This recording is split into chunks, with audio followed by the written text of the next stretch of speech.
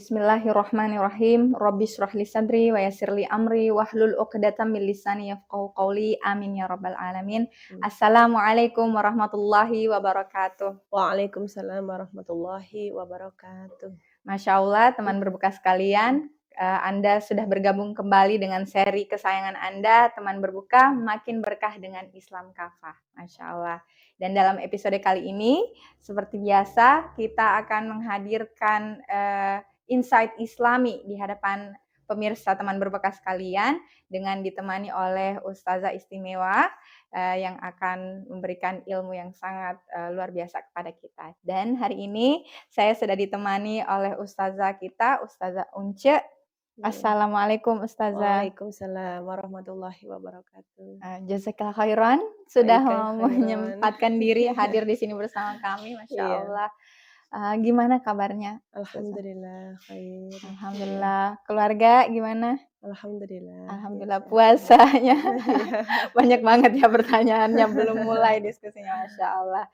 Nah, Iya. Ustazah, Iya. alhamdulillah hari ini kita punya kesempatan untuk berbicara tentang dakwah, Iya. tapi dakwahnya anak-anak Iya. gitu, Masya Allah. Karena tema kita adalah agar anak mencintai dakwah, Iya. Masya Allah. Iya. Nah, kalau gitu langsung nih, saya pengen tahu hal pertama apa yang perlu kita ketahui tentang Oh ini. iya.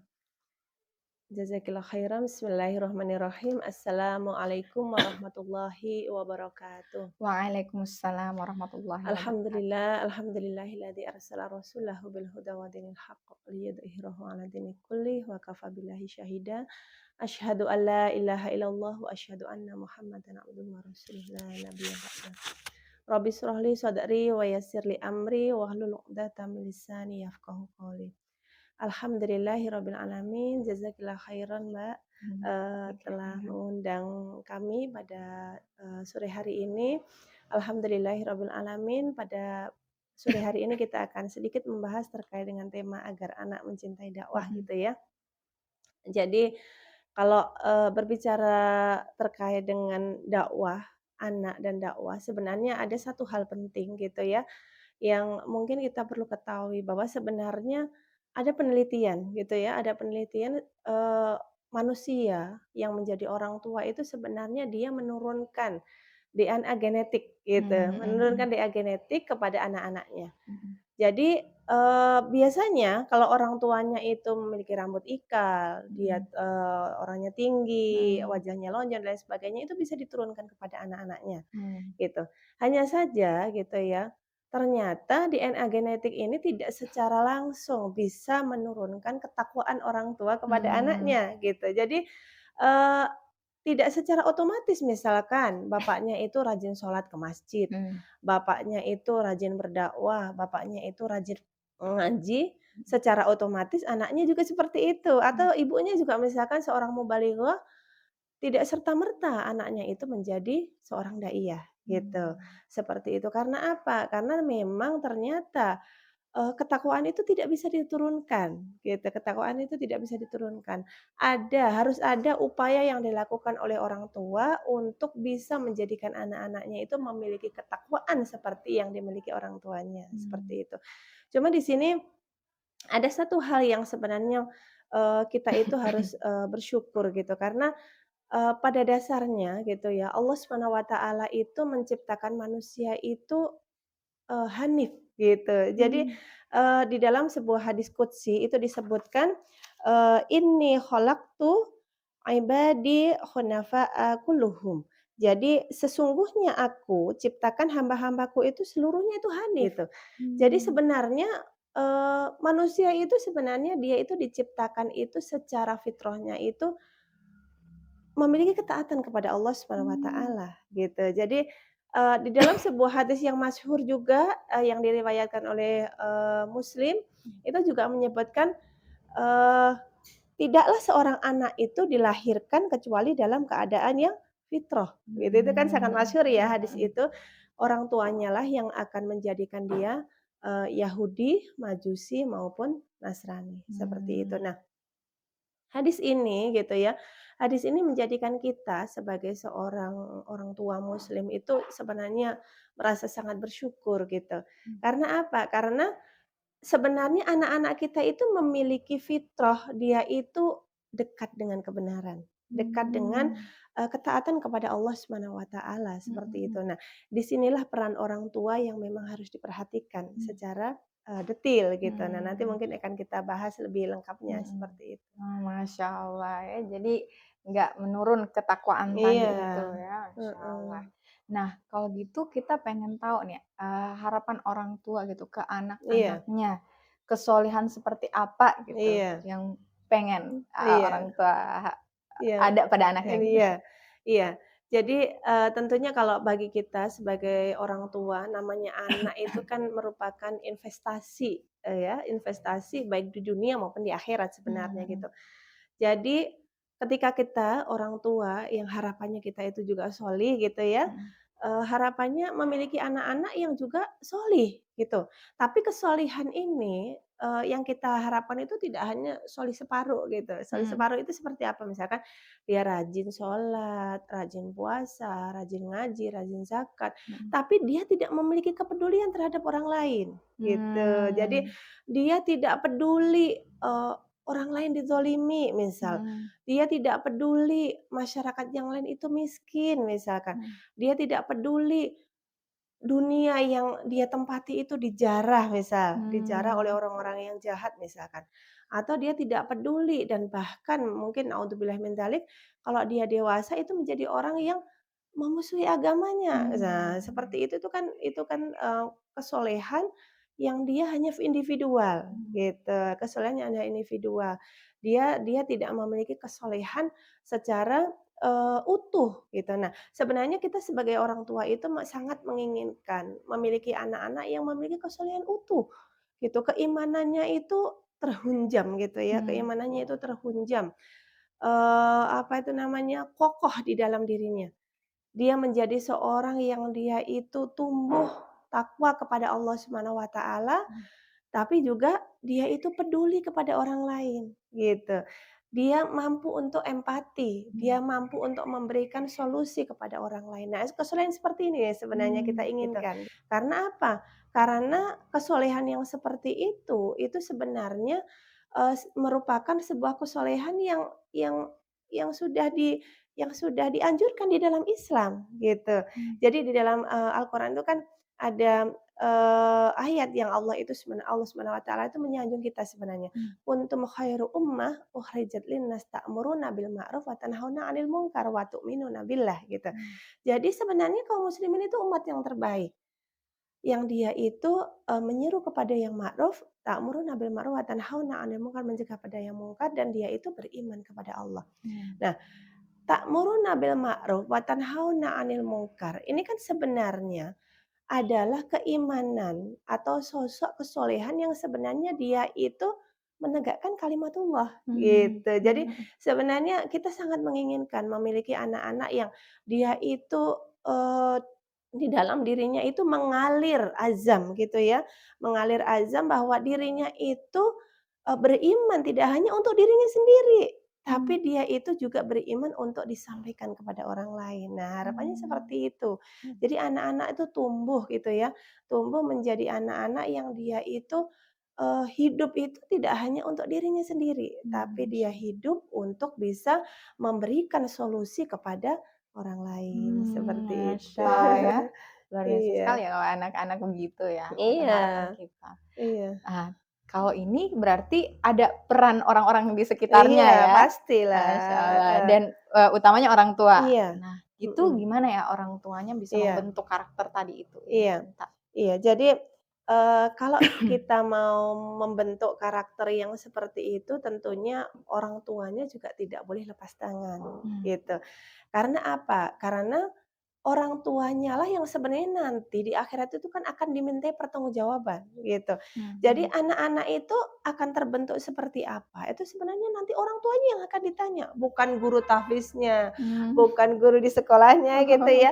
Meskipun anak-anak itu sudah disekolahkan di, sekolah Islam, mhm sudah disekolahkan di ma'had misal gitu, atau disekolahkan di pondok-pondok, tidak bisa gitu, orang tua itu berlepas tangan menyerahkan pembentukan, kepribadian, kesolehan yang dimiliki anak itu kepada mereka. Karena apa? Karena sebenarnya kesolehan, apa itu namanya, kepribadian Islam itu sebenarnya dibentuk di rumah, gitu. Dengan Mmm. belayan kasih sayang orang tua, Mmm. dengan didikan orang tua, dengan arahan orang tua. Makanya di sini ada beberapa hal yang harus diperhatikan kalau kita ingin anak itu agar mencintai dakwah, Mmm. gitu. Jadi yang pertama itu orang tuanya harus berdakwah dulu, Oh. ya gitu. Jadi, kan secara logikanya tidak akan mungkin seseorang yang tidak memiliki sesuatu itu bisa memberikan sesuatu pada orang lain, ya Mmm, kan? mhm mhm. Jadi kalau misalkan, orang tua menginginkan anaknya menjadi pengemban dakwah, anaknya, ingin menjadikan anaknya itu seorang pendakwah, tentunya orang tuanya juga harus berdakwah dulu. Mhm. Karena kalau misalkan dia itu tidak berdakwah, kaidah kausalitasnya nggak main, gitu. Dan memang secara tabiinya kan begitu ya, secara alaminya seorang orang tua itu memang seperti itu. Kalau kita lihat gitu ya, secara umum masyarakat umum itu kan kalau dia, orang tuanya hobi nyanyi misalkan ya, Mhm mhm pasti ingin anak-anaknya itu juga pinter nyanyi, mhm. sampai diles-leskan gitu. Mmm, mhm. Kalau orang tuanya itu hafiz Quran, pasti anaknya itu pengen juga hafiz Quran. Mmm. Kalau orang tuanya itu, misalkan pelukis atau dan yang lain sebagainya gitu Mhm. ya, pasti anak-anaknya itu pengen juga seperti orang tuanya gitu. Mmm. Secara secara alaminya itu, bangga kalau misalkan apa yang dimiliki oleh orang tuanya itu dilakukan juga oleh anaknya. Nah, orang tua yang dia itu juga pendakwah, pasti gitu ya, dia juga menginginkan anaknya itu juga menjadi pendakwah. Mmm. Maka, eee, ini ya, apa itu namanya, apa itu nama, lingkungan di dalam keluarga itu ya memang harus dibentuk dengan keberadaan orang tua yang di situ itu mensuasanakan gitu ya, Mmm. mensuasanakan di dalam keluarganya itu adalah suasana dakwah gitu, itu Mmm. yang pertama. Terus yang kedua, yang harus ditanamkan kepada anak-anak kita itu adalah keimanan yang kuat, gitu. Keimanan yang kuat. Bagaimana, kita gitu ya, sebagai orang tua itu menanamkan, ketakwaan kepada Allah itu sebagai landasan, pertama dan utama. Gitu. Bagaimana kita mengenalkan hukum syara kepada anak-anak kita, bagaimana kita mengenalkan Al-Quran dan Ahadits sebagai sumber hukum syara bagi anak-anak kita, Mmm. bagaimana kita mengenalkan Rasulullah Shallallahu Alaihi Wasallam sebagai suri tauladan kita di dalam kehidupan ini, gitu. Mmm. Bagaimana kita mengenalkan para sahabat yang di situ menjadi bintang gitu ya, Mhm. orang-orang yang disanjung, orang-orang biasa tapi dia itu dijamin masuk surga, Masyaallah. seperti itu, Masya Allah.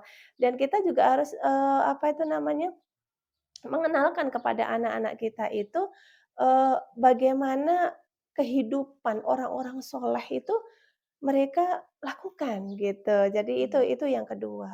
Mmm. Jadi, itu harus ditanamkan dan tentunya kalau misalkan mau menanamkan seperti itu, orang tuanya juga harus harus memiliki ilmu kan gitu ya Mmm. Mhm pasti, mhm. harus memiliki ilmu, harus belajar gitu ya, harus mempersiapkan diri untuk bisa memberikan sesuatu kepada anaknya. Mmm. Itu poin yang kedua yang harus diperhatikan agar anak mencintai dakwah. Yang ketiga gitu ya, yang ketiga, yang harus ditanamkan kepada anak-anak kita itu adalah obsesi menjadi orang yang mulia, Mmm. gitu. Menjadi orang yang mulia. Menjadi orang yang mulia itu seperti apa? Menjadi orang yang mulia itu adalah orang yang dia itu bisa memberikan manfaat kepada orang lain, gitu. Mmm. Dia adalah orang yang di situ, bisa memberikan solusi kepada masyarakat yang lain. Mmm. Jadi memang ada ghiroh gitu, Mhm. ada ghiroh yang harus ditanamkan ke diri anak-anak untuk bisa, memberikan ini solusi Islam kepada orang lain Mmm. gitu. Itu yang, ketiga gitu. Jadi harapannya itu obsesi menjadi khalifatul fil ard ya, Mhm menjadi mhm. orang yang di situ itu bisa bisa memimpin gitu, memimpin umat, bisa memberikan solusi ke tengah-tengah umat itu memang harus ditanamkan, Mmm. gitu. Agar dia tidak menjadi orang yang di situ hanya memikirkan dirinya sendiri. Mhm. Terus yang keempat, eee, anak-anak itu butuh dididik menjadi dewasa, gitu, menjadi dewasa. Menjadi dewasa itu seperti apa?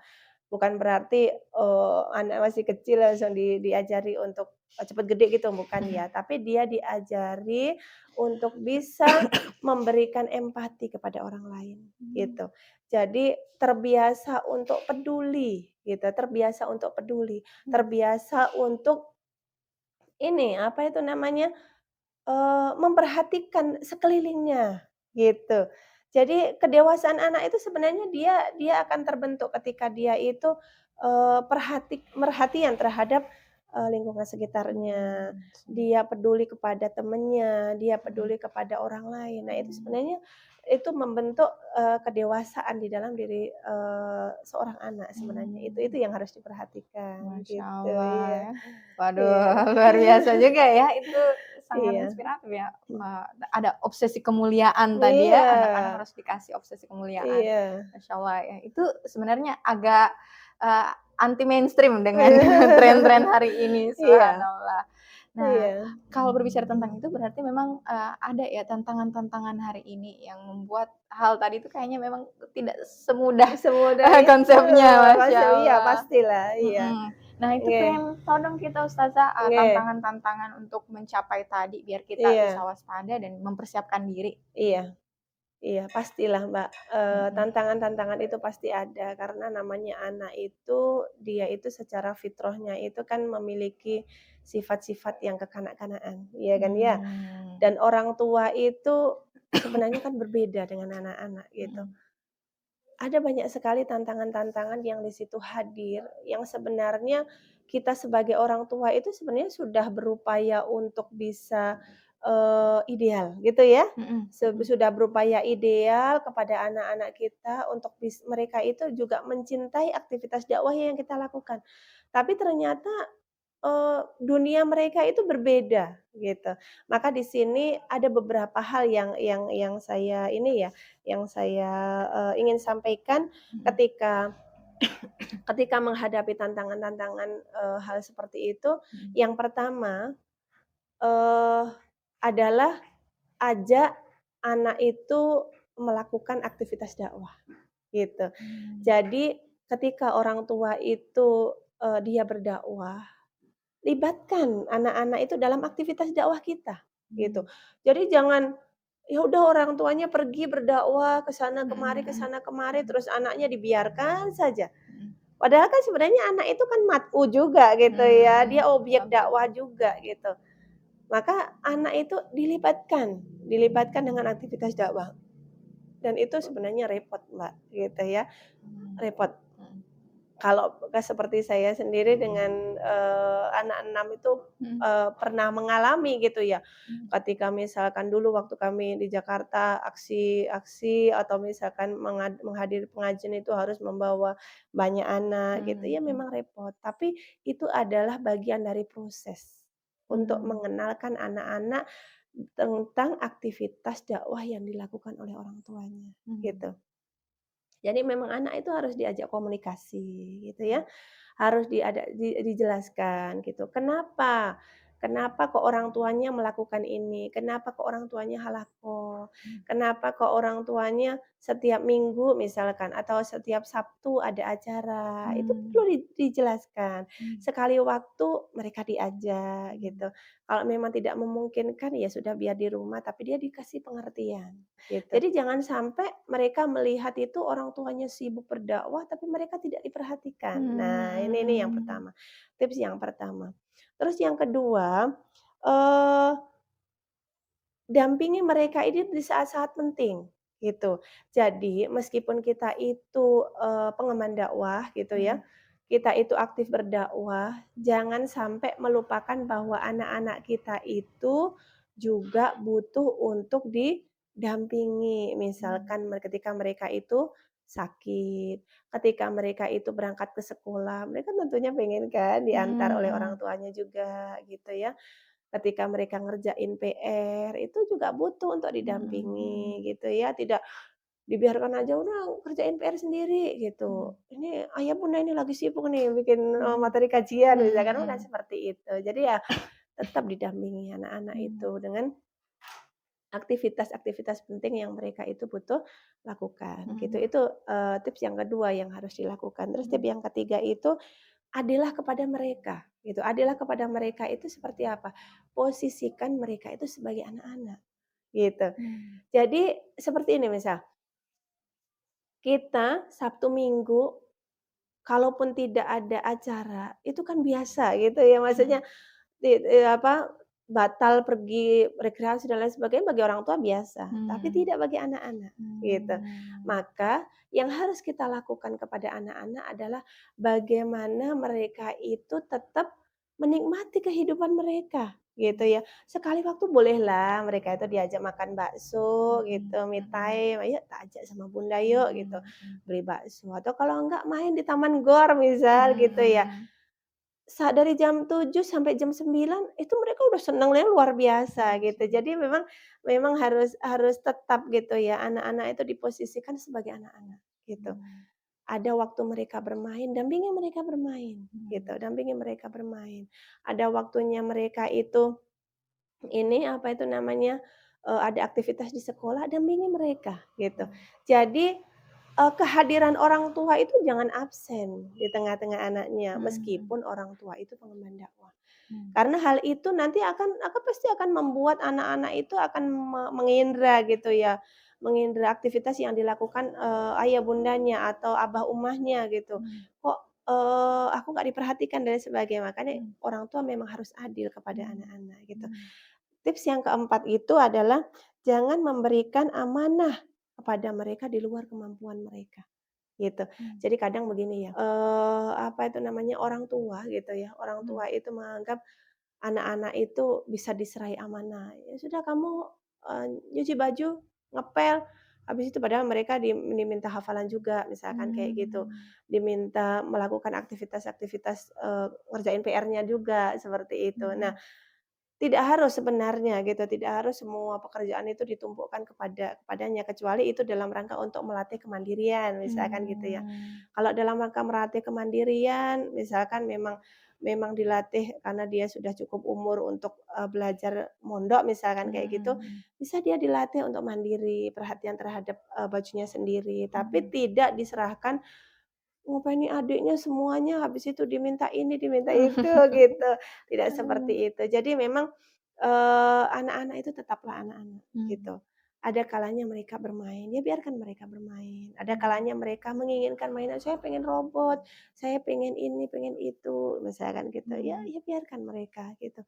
Itu adalah bagian dari kita itu, membersamai mereka dan tetap berada di koridor koridor dakwah sebenarnya, Mhm. karena Mhm. mereka itu kan tidak dilepaskan dari aktivitas kita, tapi mereka itu dididik, sesuai dengan umur mereka, gitu. Terus Mmm. yang terakhir, berikanlah perhatian kepada urusan mereka, gitu. Urusan anak-anak itu kan sebenarnya banyak ya, ada kalanya mereka, pengen bermain, butuh butuh ditemani main, Mmm. gitu ya.